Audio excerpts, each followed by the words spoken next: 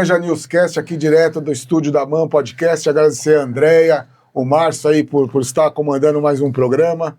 Ao meu lado aqui o Dr. Paulo Mariano. Tudo bom? Diretor da Gold Star Patentes e Marcos. Isso. Obrigado por patrocinar também o programa, doutor. Obrigado você. E continuamos ainda em ritmo de Olimpíadas, hein, doutor Paulo? Sim, hoje. Falar de esporte, né? Falar de esporte, hoje com uma presença importantíssima, Isso. Né?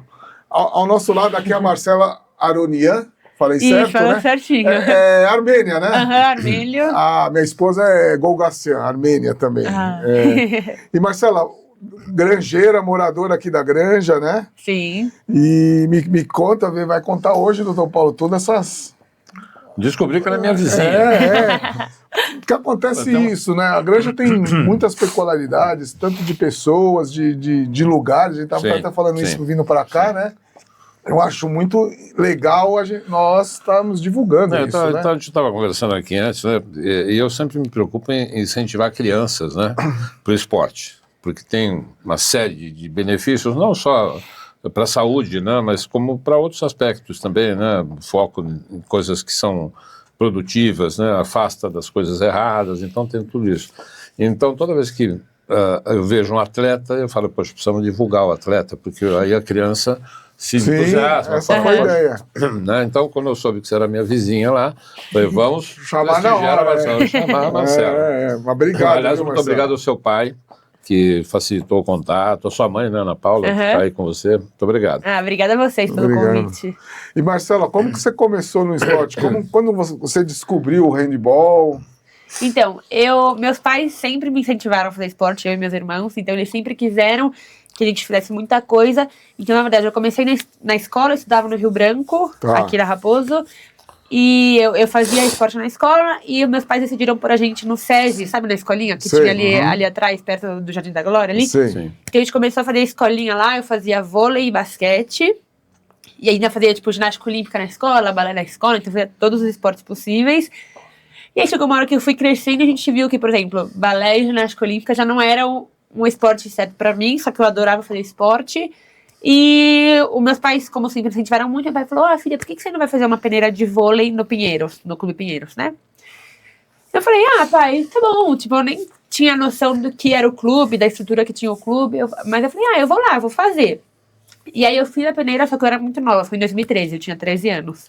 Então eu fui fazer, eu era muito nova, ainda não tinha a idade exata pra poder ser militante no clube, né? Porque tem a galera que é sócia e tem o pessoal que vai, tipo, tem uma vaga lá pra trabalhar. Então eu ainda não tinha idade suficiente. Qual que é a idade mínima? Eu acho que no vôlei, se eu não me engano, era 14, 15 anos, eu tinha 13, eu não lembro muito bem. E aí no dia seguinte tinha uma peneira de handball, que é o esporte que eu pratico hoje. Só que eu nem sabia jogar muito bem, eu fazia na escola e não tinha essa noção. Mas meu pai falou, por que você não faz? Ele só queria que eu fizesse algum esporte, sabe? Não importa qual esporte fosse, ele queria que eu fizesse. E eu fui lá fazer a peneira, então eu fiz o teste e eu era muito alta. Eu tinha 13 anos e tinha 1,70 e pouco de altura, assim. Então eu não sabia, eu não era boa, não jogava muito bem. Só que eu já era muito grande, então eu acho que foi aí que os técnicos lá viram, nossa, ela é novinha, a gente tem uma oportunidade aqui. A gente tem tempo de ensinar, de desenvolver, ensinar, e pode ser que ela melhore. E aí eu passei, comecei a treinar no Pinheiros, e foi aí que deslanchou minha vida, em 2013. Desculpa. Não, eu ia falar, você foi pro vôlei, né? Quer dizer, o eu foco era, do nada, mudou pro handball. Aí, de repente, handball. Então, isso que eu acho no esporte é muito mágico isso, né? Porque você acha que vai fazer uma coisa, de repente você descobre que o talento está em outro lugar, né? Não. E o handball, quando você começou, desde pequeno, então? Desde eu tinha 13 anos. 13 anos. Na escola eu fazia vários esportes e eu tinha um professor lá, o Ale, que me incentivava muito, então ele queria que eu fizesse algum esporte, então foi desde pequena, assim, isso, pondo isso na minha cabeça, construindo essa ideia em mim para que eu chegasse, assim. E você foi nossa pivô, né, nas Olimpíadas agora em Paris, né? Me fala um pouquinho, como antes de você chegar nas Olimpíadas, quando que você chegou na seleção? Então, eu comecei em 2013 no Pinheiros, e o Pinheiros é um clube super competitivo, então eu já Com 13 anos participava do Paulista, jogava Campeonato Brasileiro. E, querendo ou não, você é muito visto ali, né? É um clube que tem muita visibilidade. Sim. Então, começou a época das categorias. Eu comecei no infantil, aí cadete, juvenil. E todo ano tem uma seleção brasileira de base. Então, participa do Campeonato Sul-Americano de base, Campeonato Pan-Americano de base. Então, desde o cadete, eu vou para a seleção de base. Então, eu joguei Campeonato dos Cadete, Júnior. Cadete qual a idade? Cadete infantil eu acho que 13, 14, cadete 15, 16. Olha lá, em 2 anos você já conseguiu. Né? 15, 16, Parabéns. Obrigada. E aí foi indo. Aí eu cheguei na categoria adulto mesmo, no Pinheiros. E a minha primeira convocação foi em 2022. E que eu fui jogar o Sul Centro-Americano, na Argentina. E foi aí que eu vi que eu queria muito isso pra mim. E foi quando o meu técnico da seleção me chamou e falou: Marcela, a gente quer muito que você esteja aqui, sei lá o quê. E perguntou qual eram minhas intenções. Se eu queria ficar no Brasil, se eu queria ir embora. E eu falei, não. A partir do momento que ele me chamou, eu já tinha decidido que eu ia jogar fora do país. Que eu ia pra uma liga mais forte, que eu ia seguir esse caminho. Então eu fui chamada para essa seleção, fui, e no final do ano eu já mudei para Espanha. Fui jogar na Espanha. Você tá lá na cidade do Valladolid, né? Do Ronaldo. Do Ronaldo tem um time lá também, né? Que acabou de subir para a primeira divisão. É, né? Você frequenta os jogos lá? A gente vê, lá, a cidade que mora é uma cidade muito esportiva. Então tem rugby, tem handebol feminino e masculino, tem o futebol, e eles sempre, incentivam a gente ir aos esportes, fazer permuta, sabe? Chama pra vir no basquete pra vir na gente, aí a gente vai nos outros, então a gente frequenta, assim, os lugares. O handball brasileiro, como que tá hoje? A seleção, você fala? A seleção ou o esporte em si? Ou o esporte em si no Brasil. Como você tá enxergando? Então, eu acredito que no Brasil falta um pouco de investimento, acho. E também falta um pouco de cultivar o esporte handball. Eu acho que a gente cultiva muito futebol, né? Um pouco mais o vôlei, então ficam alguns esportes meio que pra trás. Assim.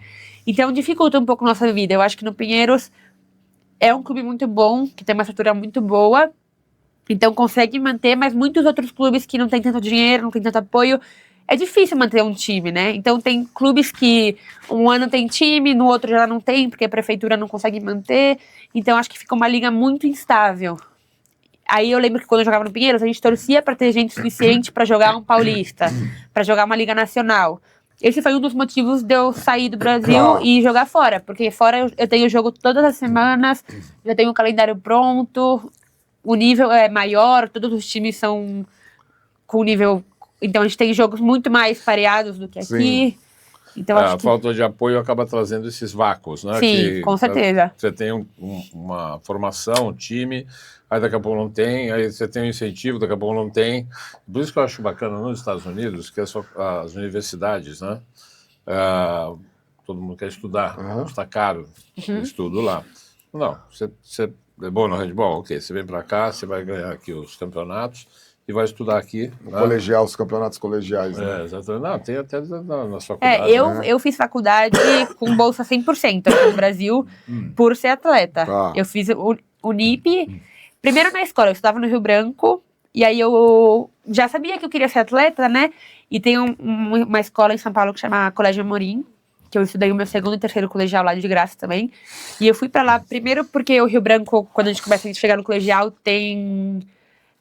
aulas à tarde, né? E aí comia um pouco o meu horário de treino. Então eu já tinha que escolher, não ia dar pra treinar e estudar. Então eu falei que eu já tinha que mudar de escola e essa escola ia jogar o campeonato mundial escolar no Catar. Então eu conversei com meus pais, pedi, sei lá o quê. Eles deixaram, então eu fiz o segundo e terceiro colegial lá de graça. E depois eu entrei na faculdade, na Unip, de graça também. Então eu me formei em fisioterapia na Unip de graça. Porque foi um combinado que meus pais tinham comigo. Que eu podia jogar fora do país, que eu podia ser atleta, desde que eu estudasse e terminasse meus estudos. Então foi um combinado que eu fiz com eles e que deu certo, no final deu certo. Então por isso que eu fui pra Espanha no meio da temporada, porque eu tinha que acabar a faculdade aqui. Então eu assinei o contrato com o acordo de que eu ia só quando terminasse a faculdade. Faculdade você fez o quê? Eu fiz fisioterapia. Fisioterapia. Uma pergunta pra você. Em que momento aquela menininha de 13 anos, que não era tão menininha, que você era de 1,70 m, descobriu que realmente, você falou agora há pouco de um momento que quando você, em 2022, se não me engano, né? Mas aquela menina de 13 anos, quando que ela acordou e falou, poxa, eu sou uma atleta, eu preciso levar isso aqui a sério. Que eu ia perguntar. Eu acho que quando a gente é muito novinho, né, 13 anos, você não tem muito essa noção, a gente ainda não... Eu treinava 3 vezes por semana, então ainda dava tempo de fazer tudo. Eu acho que quando eu comecei a chegar no cadete, que eu já dobrava a categoria e ia para uma das mais velhas, e eu comecei a ter que escolher, tipo, vamos no cinema na sexta-feira. Minhas amigas falavam, né? Nossa, mas sexta-feira à noite tem o treino. Então eu acho que foi aí que a gente começa a dar conta de que você tem prioridades. Aí você fala, não, vou treinar. Aí você vai para competição, aí começam as cobranças muito cedo, e aí você começa a enxergar aquilo como um trabalho mesmo. Eu comecei a ganhar o meu salário no clube, bem novinha. Olha, e nessas sextas-feiras, né? Você ia treinar, não ia pro cinema com as amigas, né? E como que era a cabeça nesse momento aí? Quantos anos você tinha aí? 14, 15. Não é fácil, não, né? Então, por isso que eu tô perguntando. Não, eu ficava um pouco dividida, assim, no começo, mas aí eu acabei virando muito amigas das meninas que jogavam comigo no clube, e você acaba se aproximando da galera. Mas o teu coração queria estar no treino ou queria estar no cinema? Eu acho que no começo eu queria estar no cinema, e conforme o tempo foi passando, que você começa a conviver com pessoas que têm a mesma ideia que você, acaba ficando mais fácil, né? Porque as meninas falam, a gente não pode ir no cinema à noite porque a gente treina, vamos tomar um suco antes do treino, todo mundo junto. Então você acaba criando outros hábitos, uma sabe? Alternativa, saudável. Sim. E digamos que tem muita gente assistindo a gente agora. Se você estivesse falando para uma menina de 13 anos, o que você falaria hoje para ela sobre decisão? Sobre o que você poderia dizer para ver se ela teria a trajetória que você teve ou se ela... O que eu pensava muito quando eu estava na cidade, que eu pensava que para ir no cinema, eu vou ter minha vida inteira para ir no cinema, né? E eu só vou ter certeza se o que eu quero mesmo é ser atleta ou não, tentando. Então, para mim, valia a pena abrir um pouco mão dessa parte mais social, eu diria. O teu coração já tinha aberto mão lá atrás. Por isso que eu te fiz aquela pergunta antes. Onde você preferia estar? Entendeu? E hoje eu vejo que muito do que eu perdi, entre aspas, lá, valeu muito a pena agora. Eu conquistei muita coisa também que eu não teria conquistado se eu não tivesse escolhido esse lado. Sim. Mas você teve um apoio muito grande dos seus pais. Muito grande, muito importante. Porque eles tinham essa percepção, mas deixaram você decidir.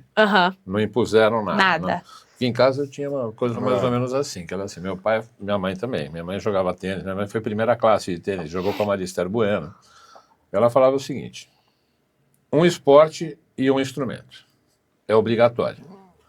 O instrumento, o que você quiser, o esporte também, mas é obrigatório. Você não sai de casa sem ter que cumprir essas duas tarefas. Né? Meu pai também fazia a mesma coisa. Meu pai foi campeão de saltos ornamentais aqui no Floresta e tal. Então tinha isso com meus irmãos e eu até estava comentando antes, eu dei sorte, eu peguei o violão, meus irmãos pegaram o acordeon. Né? Imagina ir para aula de acordeon carregando o acordeon. Eu sempre fiquei pensando nisso, não sei como é que eles faziam. Mas então, aí você se viu lá e aí teve esse momento, né, de decisão e depois lá em 2022. E aí em 2022, aí eu resolvi que eu ia para a Europa. Então eu terminei a faculdade, fui e comecei uma nova vida, né? Querendo ou não, uma outra etapa que é o handball estrangeiro, sabe? Sim. Antes eu tinha muita dúvida, porque eu jogava no Pinheiros, que era um clube excelente, eu já falei aqui. Então eu não sabia se eu era realmente apaixonada pelo handball ou se era porque tava ali, Porque acabou acontecendo. Sabe, porque, por exemplo, no Pinheiros a gente nunca teve problema de estrutura. Eu via muitos clubes, muitas meninas que não tinham dinheiro para comida, não tinham dinheiro para ficar em hotel, em viagem, não tinham dinheiro para nada. Então você via que era realmente por amor, sabe? Então eu nunca passei uma dificuldade dessa para saber se eu ia fortalecer, ia estar ali, ou se eu gostava muito porque também eu tinha tudo, sabe? Então eu acho que minha primeira experiência que eu pus assim, a risco tudo, foi me mudar de país, que foi aí que eu saí da minha zona de conforto. Aí você foi sozinha? Fui sozinha. Os pais ficaram pra cá? Ficaram aqui, todo mundo. Fui. Qual que é a diferença do handball daqui do Brasil com o que você encontrou lá? Então, o que eu falei da liga ser muito mais estruturada, então a gente tem muito mais equipes, enquanto aqui a gente, tipo, reza pra ter gente pra jogar competição, lá tem primeira divisão, segunda divisão, terceira. Sim. Lá é um lugar muito mais consumido o esporte, então o handball é muito mais conhecido. Aqui a gente joga, é de graça pra ir assistir o jogo, muita gente não vai assistir, normalmente vai só a família, fica vazio os jogos. Finais de Paulista, lá todo mundo paga pra assistir os jogos. Que bacana. A gente viaja bastante, eu já conheci a Espanha inteira, jogando lá, conheci tudo. E eu acho que é isso. E a cobrança é muito maior também. Muito maior, muito maior. O presidente vai ver o jogo, o presidente reclama se você não vai bem. É muito maior também. O seu time como que está na... O meu time... Fala um pouquinho no seu time. O meu time, ele ficou em 6º, se eu não me engano. Agora, nessa temporada, 6 de 12. Tá. E é um time muito novo. Então, eu sou uma das mais velhas do meu time. Eu tenho 24 anos. Tá. E eu gosto muito do meu time porque eles me receberam muito bem lá. Foram uma família pra mim. Porque, normalmente, muita gente fala que não é fácil mudar. E, pra mim, não foi fácil, mas também não foi muito difícil, assim. Então, eu gosto muito de lá. E um conselho que me deram, que eu acho que é importante falar, quando você muda assim... Vale muito mais a pena você ir para um time que você vai jogar. Então, o meu time eu jogo bastante, jogo quase o jogo inteiro, do que ir para equipes que você... Tipo, equipes muito boas, por exemplo, que você vai e você não joga. Porque aí te mandam embora depois e você não tem um vídeo para mostrar o que você fez lá, como você tá. O teu espaço naquele time é pequeno. Exatamente. Às vezes inexistente até, né? E a gente vai, porque, querendo ou não, você tá na Europa, você é mais vista pelas ligas maiores, é ali. Mas para ser vista, você tem que jogar, né? Claro. E aí você vai conquistando seu espaço lá. Você é pivô, né? Aham. Me fala um pouco dessa posição sua. Ai, vou falar que a posição é difícil, porque a gente apanha muito. E a gente depende muito das armadoras pra jogar. Então a gente não é uma. Tipo, a gente não é uma peça no jogo que movimenta muita bola, por exemplo. A gente sempre que a gente pega a bola é pra fazer gol. Tá. Então a gente depende muito. Se ninguém te passar a bola, você praticamente não participa do jogo, sabe? Então no ataque é isso. Você depende muito das suas companheiras pra jogar. Por isso que também, quando eu fui pra lá, eu dei uma pesquisada de como era o time, como elas jogavam com o pivô, porque eles saem pra um time que não joga muito bem com o pivô, você não vai aparecer tanto. Porque no Pinheiros era um time que jogava bastante com o pivô, então a gente aparecia. E eu acho que é isso, assim. Só para esclarecer para quem está assistindo, claro, porque o handball não é um esporte tão popular no Brasil, né? O pivô, ele corresponde, pelo que eu entendo, ao atacante do futebol, é isso? Ele é o... Então, no handball, todas defendem e todas atacam. Sim. Então a gente vai e volta. E aí tem, eu acho que é mais parecido com o basquete, talvez. O pivô que fica ali no meio da defesa, sabe? Sim. Então você pega a bola pra girar pra fazer o gol. Então tem o pivô aqui, tem as pontas que ficam na lateral da quadra e os 3 armadores que ficam em cima. Entendi. Eu tinha essa impressão de que o pivô estava ali pra receber a bola e fazer o gol. Isso, fica bem no meio da defesa, assim. Tá. E nas Olimpíadas agora, né? Tem algum momento que você lembra que... Gente, e agora? Eu tava muito ansiosa, nervosa. Como foi a convocação? Então, a gente foi em 21 meninas pro Rio de Janeiro fazer uma fase de treinamento. Tá. E foi mais uma fase de parte física mesmo, de correr, de tal, porque a gente tinha bastante tempo. Então foi mais pra ganhar condicionamento físico. E aí, depois da fase do Rio, eles escolheram as 17 meninas que iam seguir pra Europa. Era tipo um treinamento, eles estavam escolhendo ainda, não estava definido as atletas, né? Isso, eles estavam escolhendo quem ia. E aí eu lembro que ele chamou o técnico, tipo, chamou uma por uma pra falar assim, eu não ia. Quando ele me chamou, eu comecei a chorar. Liguei pros meus pais na hora por vídeo, falei, eu vou! E comecei a chorar, era um mix de emoção, assim. Foi lá no Rio de Janeiro mesmo, lá, já sabia. Já chegou na hora e já falou, não foi pro telefone, nada. Não, falou lá. Na hora, assim. Lá, e aí já falou quem ia, quem não ia, pessoalmente. E aí, depois, as que foram convocadas, a gente foi pra Alemanha. E na Alemanha a gente jogou amistoso contra a seleção da Alemanha, que também ia para as Olimpíadas. E foi para a Eslovênia, jogou contra o time da Eslovênia, que também ia para as Olimpíadas. E dali a gente foi para Paris. E aí chegando em Paris, nossa, chorei de novo. A gente fala que a gente ficava, todo dia a gente chorava. Eu cheguei lá, comecei a chorar de novo, tava muito ansiosa, assim, muito feliz. A emoção deve ser muito grande. Por exemplo, o que a gente falou de não ter ido no cinema com 15 anos, lá você lembra de tudo isso. Você fala, meu Deus, valeu muito a pena. Ainda bem que eu não fui, né? Vocês não participam, vocês foram depois, né? Na abertura você não participou, né? Não, vocês não participaram. A gente jogou 2 dias antes da abertura. Então a gente não foi pra abertura porque a gente já tava em competição. Porque falam que a abertura... É que é a primeira vez que eu vou, né? Então a galera que já foi mais experiente me falou que fica muito tempo de pé. E essa que foi ao ar livre, choveu. Imagina alguém ficar doente. Foi feio o tempo lá. Alguém ficar doente, então a gente achou melhor não ir. E também, o vôlei não foi. Muitas equipes optaram por não ir, sabe? Por conta disso, de já ter começado a competição. De focar no... A chuva atrapalhou bastante. E a gente ficou vendo lá na TVzinha. A gente ficou, e a gente ficava, Brasil! Do meu time foram as 3... A gente foi em 17, né? 14 que jogam e 3, caso alguém se machuque, tenha que trocar. Então essas 3 foram. Elas foram na abertura. E o handebol brasileiro, vocês atletas que foram Olimpíadas, nenhuma joga aqui no Brasil, né? Nenhuma. Todas jogam na Europa. Todas. É o que eu falei, lá o nível é outro. O esporte é outro. Então a maioria além da Espanha, quais outros países que as atletas estão jogando? Deixa eu pensar. Espanha tinham bastantes que jogam comigo. A gente joga contra na Espanha até. Aí tem Hungria, Alemanha, Eslovênia, Polônia, Romênia. Leste europeu, não? Eu acho que isso, assim, se eu não me engano. Eu devo estar esquecendo alguém, mas agora não vou... A grande campeã, a potência no esporte é a Noruega, né? A seleção da Noruega é muito boa, mas o time que ganhou a Champions League do handball foi na Hungria, o Győr.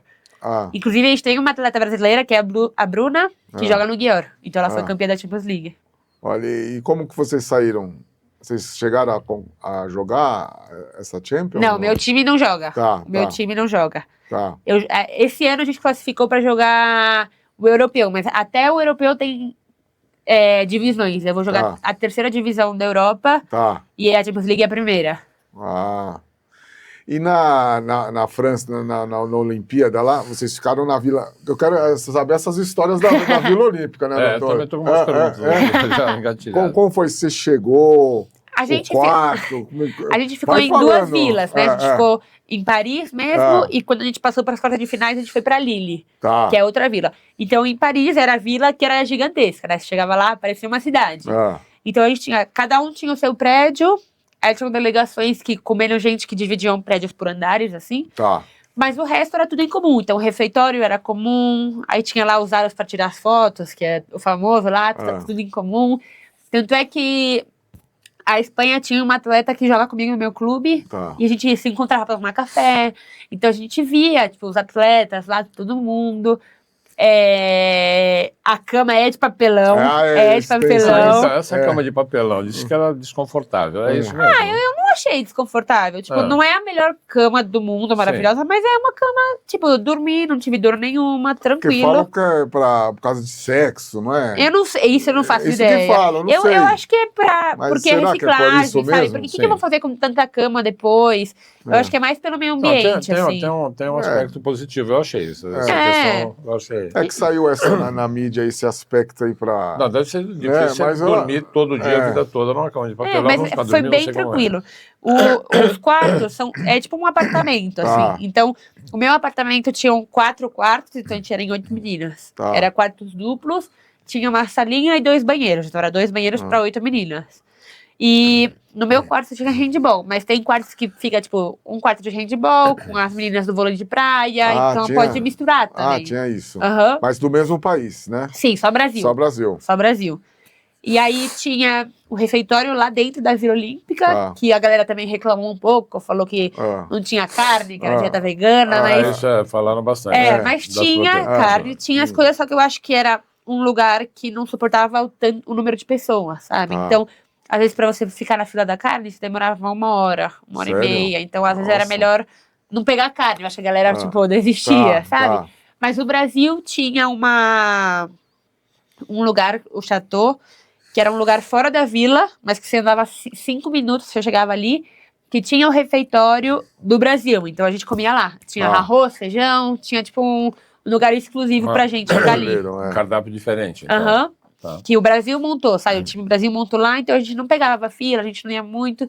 A gente só tomava café da manhã e lanche, o que era bem tranquilo, porque dentro da vila tinham vários containers com comida, bebida, tudo de graça, você podia pegar tudo quando você quisesse. Então era bem distribuído, assim, eu achei. Um momento muito positivo dessa convivência na vila. Eu falo que... Que te marcou? Um sentimento que me marcou muito foi que a gente sonha em estar nas Olimpíadas, né? Sim. E quando a gente chega lá, tipo, eu fiquei muito feliz, muito animada e tal, mas eu acho que quando eu pisei lá, a gente jogou, acabou o campeonato, a gente perdeu nas quartas de finais, a única coisa que eu pensava eu tenho 4 anos pra melhorar, pra voltar pra próxima. Tipo, parece que você chega lá, você vai realizar seu sonho, mas seu sonho é ganhar medalha, sabe? Sim. Então quando você chega lá, eu acho que cai a ficha e você fala, meu Deus, vamos, a gente vai conseguir. Então, eu já saí de lá eu tenho 4 anos pra voltar. Vocês perderam pra Noruega, né? Que foi Me campeã. fala um pouco, como que foi esse jogo? Foi um pouco, tipo, decepcionante pela fase da gente não estar jogando muito bem. Então, abriu um pouco o placar. Mas também é muito gratificante estar entre as melhores, sabe? Saber que a gente tá jogando com um time que é muito bom e que só vai agregando a nossa experiência. Claro. Eu acho que... Aprendizado também, exatamente. Né? E eu acho que o nosso time do Brasil é um time novo. Então, eu acho que a maioria das meninas que foram para Paris tem chance de ir para Los Angeles. Então, a gente vai com um time que vai estar trabalhando 4 anos com as mesmas meninas. Então, eu acho que foi importante. A gente que é mais nova tá lá para ter a experiência e não chegar no próximas Olimpíadas, tipo...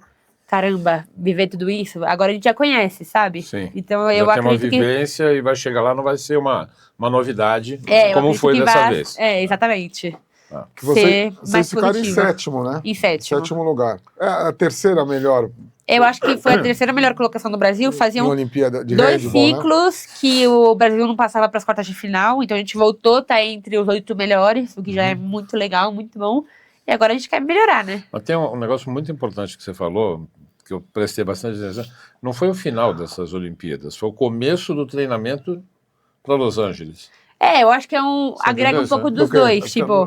Não foi que essas Olimpíadas, quando acabou, né? Cerimônia de encerramento, então acabaram as Olimpíadas. Não. Para elas, não. É o começo do ciclo. Do novo ciclo.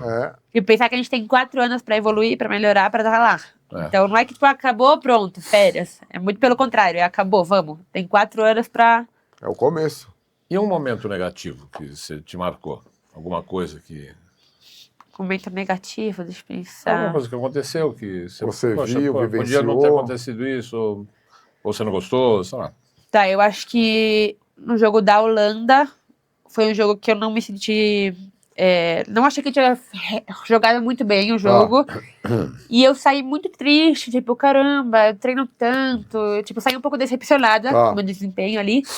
Mas eu falo que eu tenho muita sorte de jogar um esporte coletivo. Pra mim é a melhor coisa do mundo, porque as meninas ali me apoiaram demais. Foi tipo, onde eu me reergui, porque a gente não tem tempo de sofrer, né? Porque já daqui 2 dias, um dia tem outro jogo. Então elas, as mais experientes, me chamaram e falaram, tá tudo bem, ninguém joga bem todos os jogos, as melhores do mundo vão errar, você também vai errar, a gente não tem que ficar se apegando tanto no teu erro, saber que errou, saber que tem que melhorar, mas vamos, sabe? Não é o fim do mundo. É usar o erro para construir a jogada melhor da próxima vez. E você só erra, você só aprende quando você erra, né? Então é isso. Só erra se você pratica o esporte. Senão você eu acho que, eu não sei se é porque eu sou muito nova ainda, a gente se culpa muito ainda, sabe? E as meninas falam, não, errou. Tem 60 minutos ainda pra aprende consertar. Com erros e vai em frente. Exatamente. E aí, então, foi uma coisa ruim, mas também muito boa, sabe? Que elas me ajudaram bastante, assim. É legal, é importante essa união, né? Essa ajuda, um atleta ajudando o outro, uma atleta ajudando a outra, isso é muito importante. Muito. Aí que forma a equipe, realmente. Sim. Tem sentido, né? Sim. E, continuando, eu quero saber quem que você viu lá na Vila Olímpia dos famosos lá? Eu acho que... Teve tietagem, como que foi isso aí? Eu acho que mais famosa, assim, de todas, eu vi a Simone Biles, da ginástica. Tá. Eu vi ela lá, pequenininha, mas a gente nem se falou nada. E do Brasil a gente vê todo mundo, né? A gente vê as meninas do vôlei, vê as meninas da ginástica, a Bia do judô, e a gente dá parabéns, a gente vibra, todo mundo assiste. É muito legal, assim, o convívio com a galera. Mas falam também que muita gente deixou de ficar na Vila por esse negócio de tietagem, sabe, na hora errada. Porque querendo ou não, você tá comendo e vem alguém, pode tirar uma foto? Não. A pessoa também tem que se concentrar pra jogar, né? Então tem uma galera que deixou, assim, de ficar lá. Mas isso é uma coisa importante que ela falou. Realmente, o atleta, né? Ele não está ali a passeio, ele está com uma missão muito. Ele está focado no que ele está fazendo. Então, na hora ele sai do alojamento, vai passar pelo refeitório, né? Para depois ir jogar ou ir fazer alguma atividade. É um foco permanente, né? Quer dizer, você não pode brincar ali. Se você tirar um segundo de atenção, tudo bem, tem a hora da tietagem e tal, ela faz parte, né? Mas tem a hora certa. E às vezes as pessoas que querem a foto, a emoção atrapalha, não é que faz para te atrapalhar. Ela, poxa, não faz encontrei por mal, a Marcela, mas... encontrei você, aí quer tirar uma foto. É normal isso acontecer, só que atrapalha o atleta, né? Isso é... E, Marcelo, o primeiro jogo, que é o mais difícil, né? Como que foi aquele a gente momento? estreou contra a Espanha, né? E foi um time que a gente tinha perdido no Mundial em 2023. Então a gente já tinha jogado com elas recentemente. Então a gente já tava com essa coisa de, tipo, meu Deus, vamos. Já tava com esse... nó na garganta. De ter perdido pra elas lá. Então a gente estudou muito, já conhecia muito elas. E a emoção também, né? Tocar o hino nacional, a gente chorar no hino nacional. Só que eu acho que o nosso time tava muito lindo. Eu tinha certeza que a gente ia ganhar esse jogo. Eu sabia porque... Eu tinha esse sentimento, certeza. Tanto é que a gente ganhou de 10 gols, não sei. Conta Muito. E é isso, a gente tava muito emocionada, mas a gente tava muito feliz de estar ali, né? Então A união é tudo, uma explosão, né? De emoções. Né? E como que é terminar o jogo e ganhamos? Nossa, foi muito legal, até porque eu acho que foi o primeiro jogo oficial do Brasil nas Olimpíadas, então teve uma repercussão enorme. Tipo, muita gente viu o handball, que é uma coisa que não acontece com frequência aqui no Brasil. Então a gente ficou muito feliz que nessas Olimpíadas a gente conseguiu, tipo, mostrar o nosso esporte, que ele tá sendo mais visualizado no Brasil, que ele tá sendo mais reconhecido. Então pra gente foi muito importante também essa parte da mídia, mostrar o handball, sabe?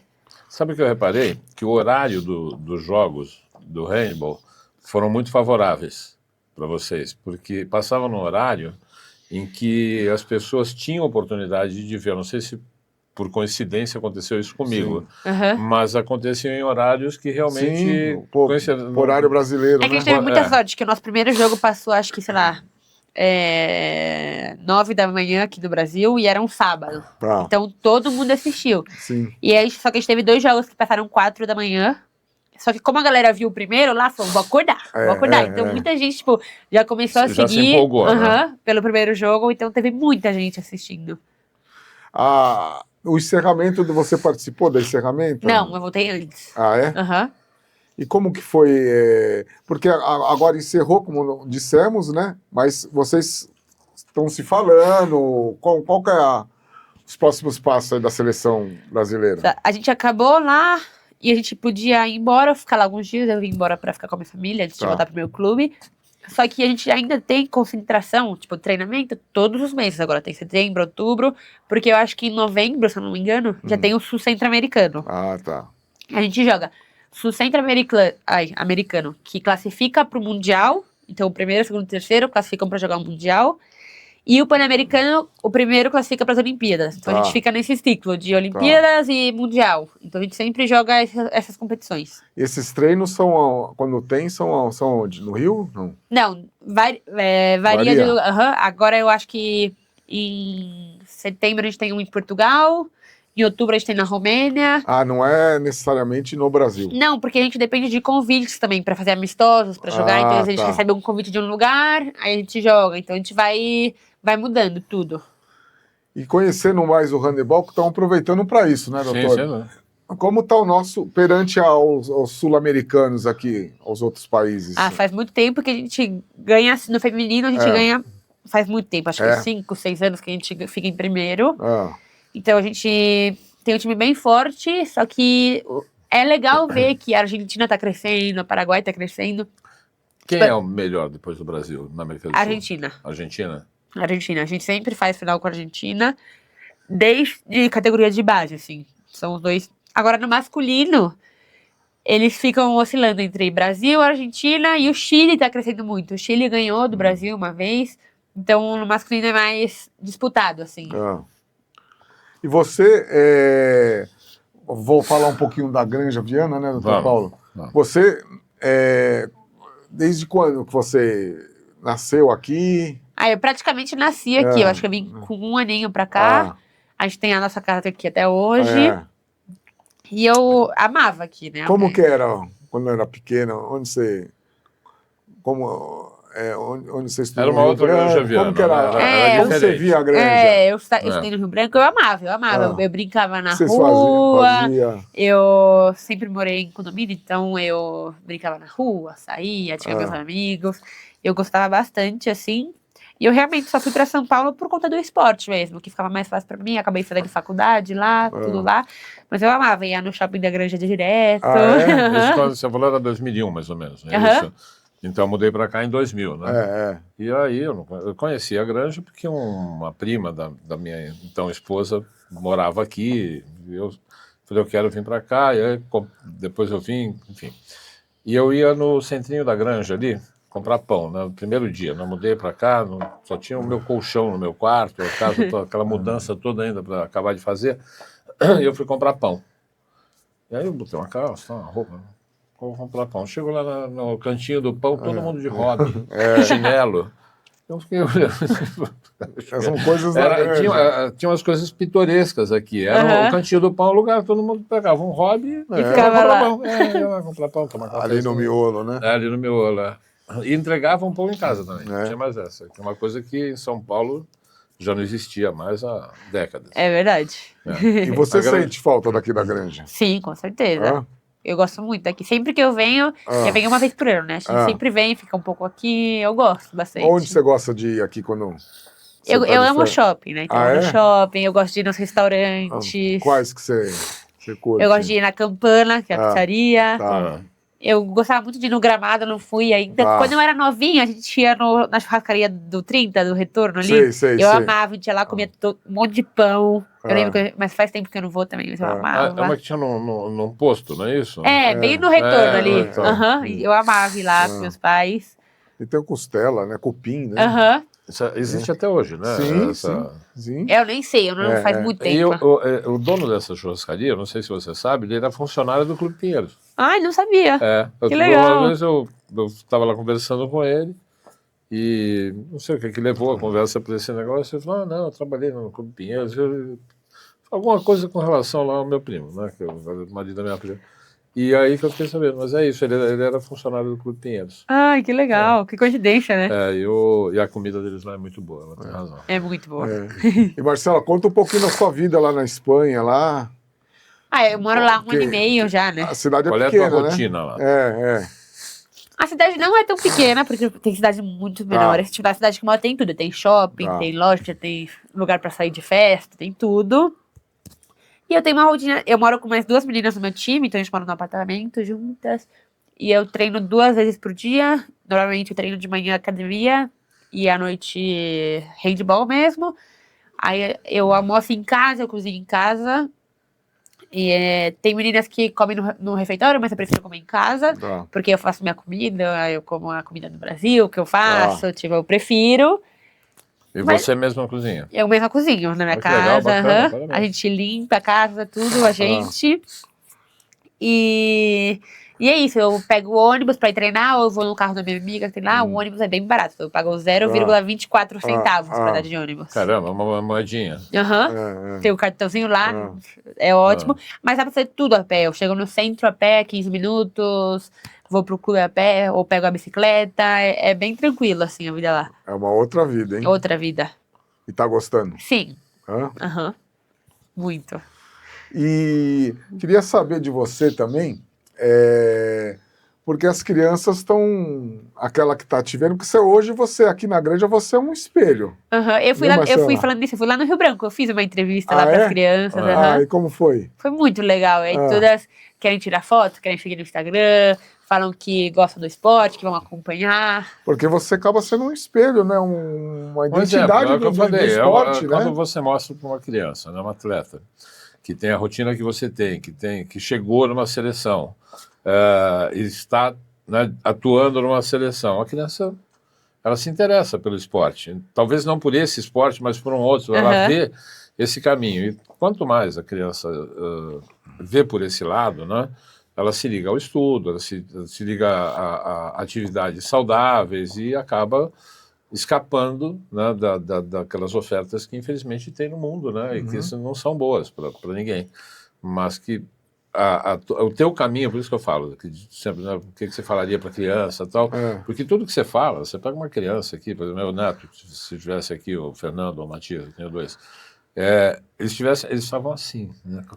o olho estrelado, assim, porque é um objetivo, né? Uma criança, até uma idolatria, mas é bacana isso. Eu não vejo como uma coisa que vá não contribuir para a criação da criança. Ao contrário, contribui de uma maneira muito positiva.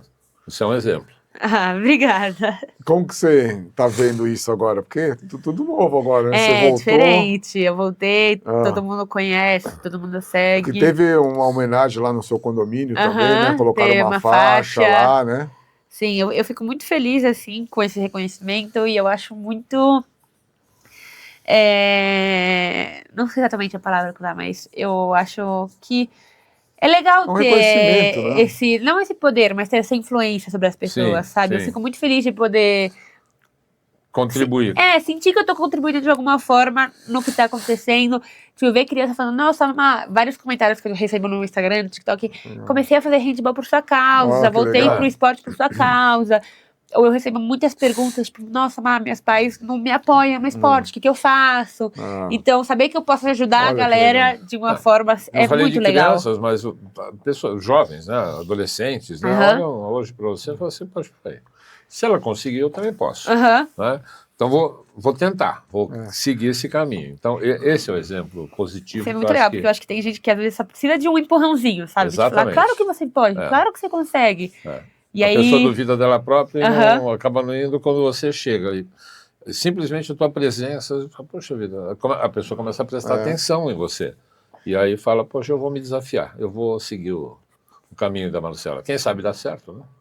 E acaba dando, no seu caso deu certo. Mas por quê? Teve persistência, insistência, teve a determinação e teve também a abdicação, né? Porque você deve ter abdicado de várias coisas na tua vida para poder chegar onde você chegou. Sim, eu abdiquei de muita coisa, mas como eu falei, eu ganhei muitas no cinema, mas eu ganhei muitas em troca, né? Eu já viajei para muitos lugares, conheci muita gente. O mundo, né? Falar outras línguas, são coisas que também nada compra, sabe? Então acho que é isso. Só tem ponto positivo, né? E Marcela, quando a gente soube da sua história, de imediato falou, não, vamos convidar a Marcela e agradecer mais uma vez a sua presença aqui conosco, né? Muito obrigada. Né? E da Granja, né, doutor Paulo? Temos que mostrar, né? A gente queria fazer uma festa para você. Não deu tempo, mas vai dar tempo. A próxima vez que você vier para cá, você avisa. Tá. Por favor. E uma atleta que começou do SESI aqui em Cotia, né? Comecei aqui na escola. A importância desse trabalho, né? Na escolinha do SESI. Marcela, estamos encerrando aqui o programa. Queria que você deixasse uma mensagem também e os seus contatos aí para quem... Tá, eu vou mandar mais essa mensagem para quem é do esporte, quem gosta muito do esporte, você que quer praticar o esporte, quer levar isso para sua vida, eu vou te falar que vale muito a pena. E quando você é jovem, eu acho também muito importante, eu falo muito do esporte, mas eu acho muito importante o estudo também. Então, saber conciliar os dois é difícil, mas vale muito a pena no final. Você vai ver que tudo que você abdicar, tudo que você se esforçar, você é capaz de conseguir. E eu acho que é isso. Se precisarem da minha ajuda, eu tô aqui. Eu vou passar meus contatos pra vocês. Meu Instagram é maronian_. E meu TikTok é igualzinho, que são as duas plataformas que eu uso mais. Repete depois e soletra o seu nome. MAROUNIAN e underline. Repete de novo, mais uma. Mais uma, repita. É Maronian. MAROUNIAN_.